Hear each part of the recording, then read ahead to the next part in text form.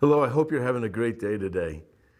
In our last video, we talked about how we can be getting ourselves into arguments and backwards with brothers and sisters.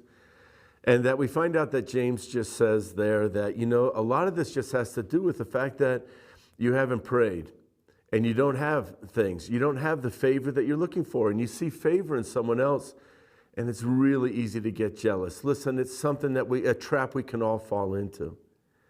He says you ask and you don't have because you're not even asking. And I think often about the fact that sometimes I'll be walking throughout my day and I will have thought about things in the context of my relationship with the Lord. But when push comes to shove, I haven't really just asked God for what I need. I think sometimes I think that I've asked. Does it make that much of a difference? Doesn't God know the things that we need before we even ask? Of course he does.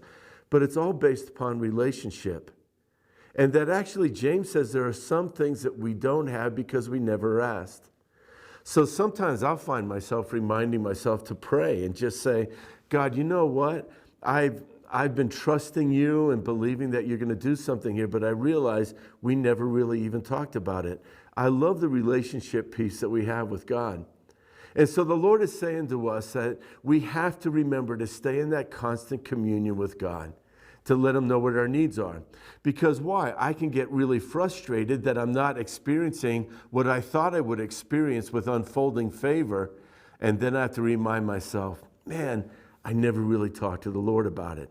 Then when I get myself into that position and I see other people experiencing favor, then I can get frustrated with them. And James says, look, when you get frustrated, look inside. When you get frustrated, ask yourself this question: have you been talking to the Lord about it?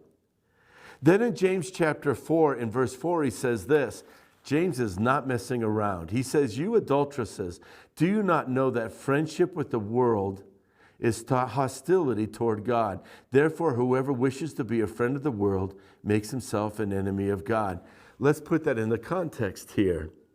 In this world, it's dog eat dog, everyone trying to climb up the ladder. When you think about that, James calls that having friendship with the world, when we start to think about things the way the world does. When we bring that worldliness into the church, when we bring that discontent, that dissatisfaction, and that prayerlessness into the church, what is the end result? That friendship with the world ends up bringing frustration and enmity with God. It disrupts everything. So here's just a quick reminder for today.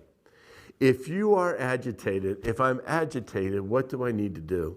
I need to look inward. I need to say, God, what is the root of my discontentment? What have I not been praying about?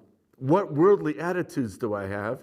And today, Lord, let me walk in peace, the peaceful communion and prayer life that you have for me.